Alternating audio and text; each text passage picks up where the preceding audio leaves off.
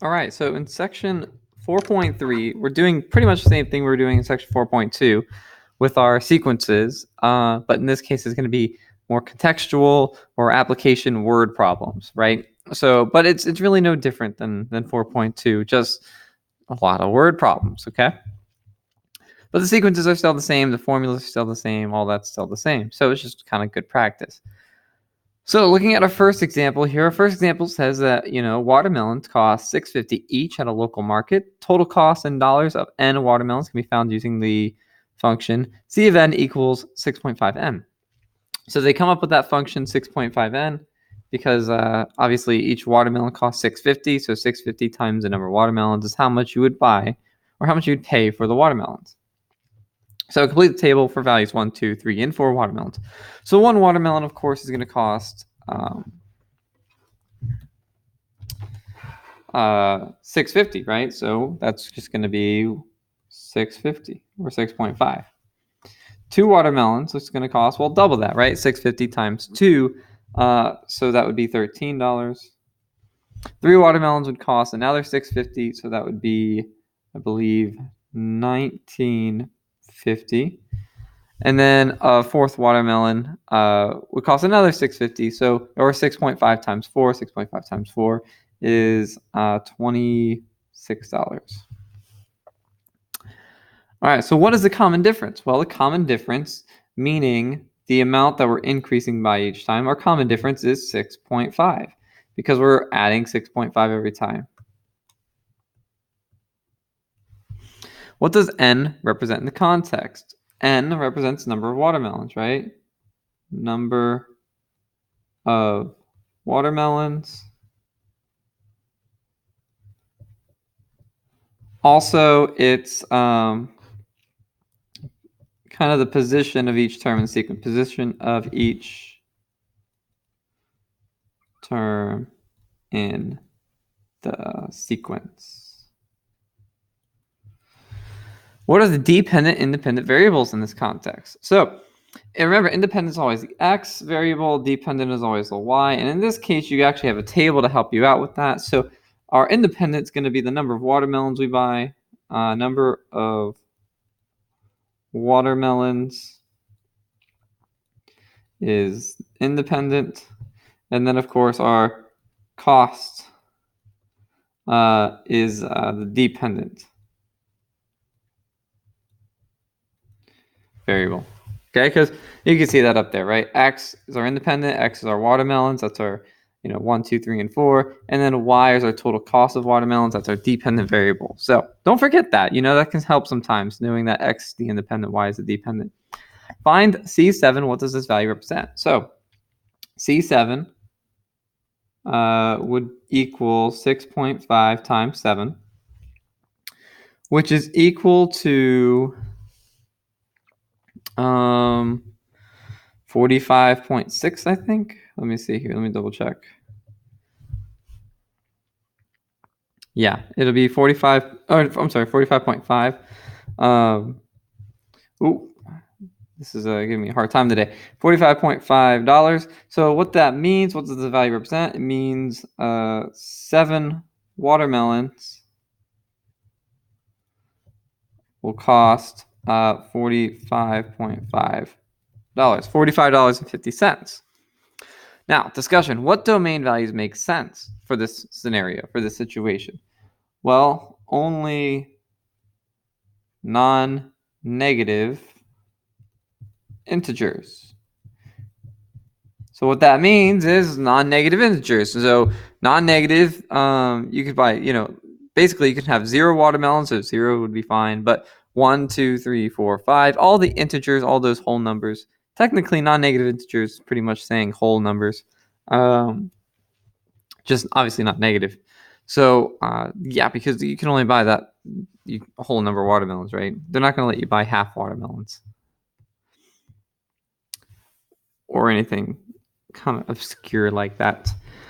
Modeling arithmetic sequences from a table. So this first table that's given to us, right? We've got our sequence laid out for us. This is the cost in dollars of postage per ounce of a letter.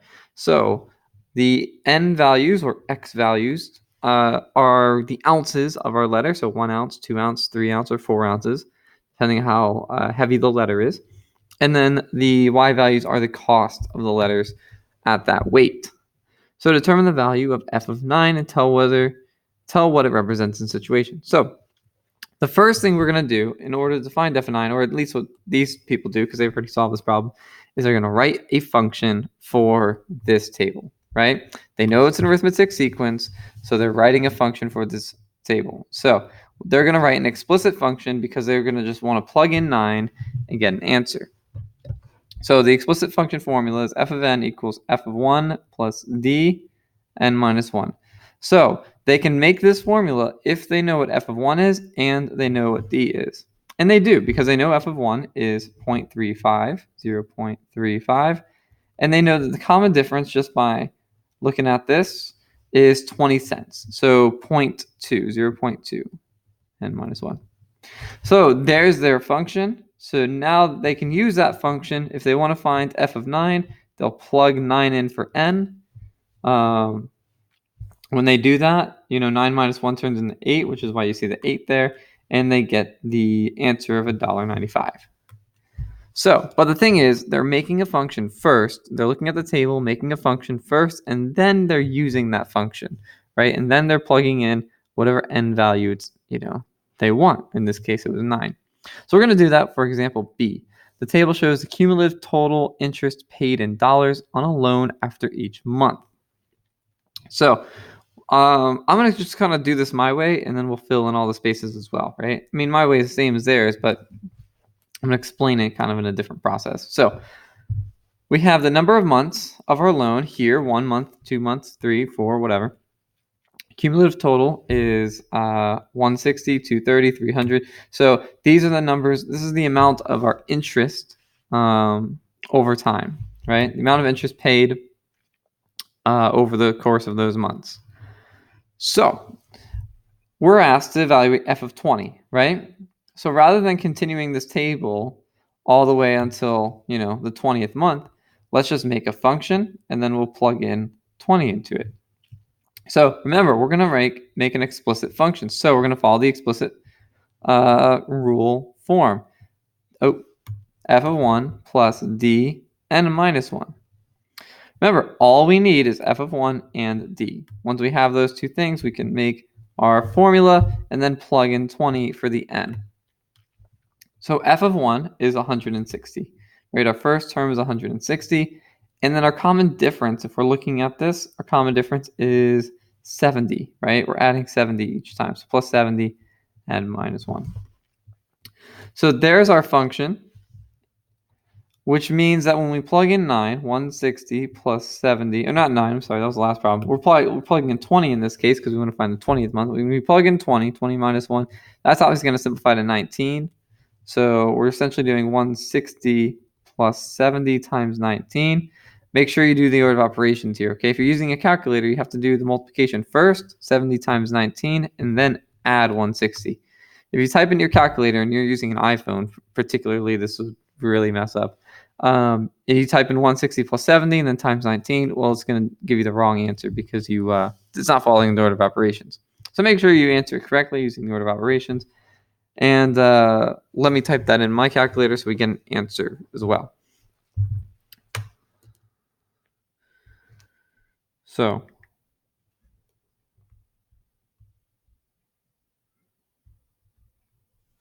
$1,490 is our result. $1,490. So the interest is going to be $1,490. So filling in these blanks, let me explain what they're doing there. So this is obviously what my process was, and you'll see that's pretty similar to what they have. So first, they're going to find their common difference. Now, for us, we can kind of tell by looking at the function that, we can kind of tell we're going up by 70. But if you can't tell you're going up by 70, what you can do is just take the second term and subtract the first, right? So 230 minus 160, which gives you 70, telling us that the difference between there is 70, right? And you can do that for any of these. 300 minus 230, guess what? That difference is also 70, So substitute 160 for f of 1 because it's asking what the first term is. First term was 160. And 70 for D, because now we know that the common difference was 70, right? So you've got your formula, right? And it's plugging in the 160 as the first term, just like we did. And it's plugging 70 in for the common difference, just like we did. So then they use the function they evaluate. So the function f of 20, right? This is them trying to find the answer of f of 20 is 160 plus 70, and then 20 minus 1, which ultimately, like we said, comes out to equal $1,490. So the cumulative total interest paid after 20 months is $1,490. All right. Construct an explicit rule in function notation for the arithmetic sequence represented in the table. Then interpret the meaning of a specific term of the sequence in the given context. So the table shows f of n, distance in miles from the store after Mila has traveled for n hours. All right. Determine the value of f of 10 and tell what it represents in this situation. All right. So we're going to come up with an explicit rule, our function, and then we're going to use our function to find f of 10, just like we did in that previous example. So remember, our explicit function formula is f of n equals f of 1 plus d n minus 1. Remember, all we need are these two values, right? The f of 1, which is our first term, and d, which is our common difference. So looking at our function here, looking at our table, we could tell that the first term is 20. And if we look, our common difference, the amount that we're adding every time is 12. So plus 12 and minus 1. There's our function. Now, if we're asked to find f of 10, then what we're going to do is we're going to plug 10 in for n. So it's going to be f of 10 is going to equal 20 plus 12 times 10 minus 1, which is 9. I was getting ahead of myself there. 10 minus 1, which is 9. And that ultimately comes out to equaling... give me a second.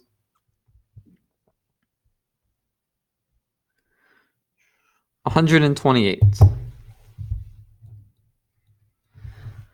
So this tells us that the after 10 hours, Mila is 128 miles from the store. All right. And number 3, we'll kind of repeat the process. Number 3, same exact thing as number 2. So we're going to create a function for the table we see. So the table we show is about number of battery packs and the total cost. So basically f of 18 is what's the cost of 18 battery packs? Is essentially what the question is asking. What is the cost of 18 battery packs? F of 18. So in order to find that out, remember we need to first make our function. So here's our formula once again, right? All we need is the first term and the common difference. Our first term is 490, so it's going to be 490 plus our common difference. Now, it's a little harder to tell on this one, so if you need to just take a value and subtract the previous, for example, take 890 and subtract 490 from it, that might help. And you'll notice that the difference here is $4. So our common difference is $4, so 4 n minus 1. So there's our formula. Right. Now we can just plug in the value of n, which is we're looking for 18 battery packs, f of 18. So f of 18 is equal to 4.90 plus 4 times 18 minus 1. So let's type that in real quick. Give me a second. So that'd be 18 minus 1 is 17 times 4 is 68 plus 490 is 72.9. So F18 equals 72.9 or $72.90. All right. I'm going to skip to B here just to kind of, again, fill in the problem. So Eric collects stamps. The graph shows the number of stamps that Eric has collected over time in months according to this pattern. How many stamps will Eric have collected in 10 months? So we're using this graph that's already here to help us fill in the table. Write our function formula, and then evaluate for f of 10, or 10 months. So looking at our graph, we can tell that the first term is 20, second is 33, then 46, and then finally 59. Now our common difference, remember, if you can't tell the common difference, just take the second value, subtract the first. That's what they're doing here. So, for example, you can do 33 minus 20, but we can tell that the common difference is 13. I think most of us can see, hey, you know what? We're adding 13 there. So what we're going to do is we're going to substitute 20 for the f of 1, right? 20 is our first term, and 13 in for a common difference. So remember our formula, right? F of n equals f of 1 plus dn minus 1. Well, we're putting 20 in for f of 1, and then we're putting 13 in for d. So our formula is f of n equals 20 plus 13n minus 1. So 20 plus 13n minus 1. Now we're looking for how many stamps have been collected in 10 months, so we're finding f of 10. So f of 10, or 10 months, is equal to, all right, let's use our formula, 20 plus 13, and then plugging in 10. 10 minus 1, which simplifies to 9. So you could simply go ahead and write 9 there. I'm just going to write it as 10 minus 1 because it's familiar to the problem. But when you type in the calculator, you can just type in 9.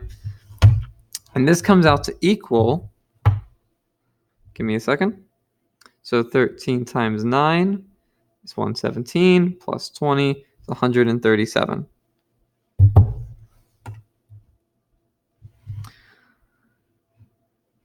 So this tells us that Eric will have collected 137 stamps in 10 months. I'm going to end the video here just simply because, well, hold on. Let me see if there's anything else that is varied off, because everything looks pretty similar to everything else.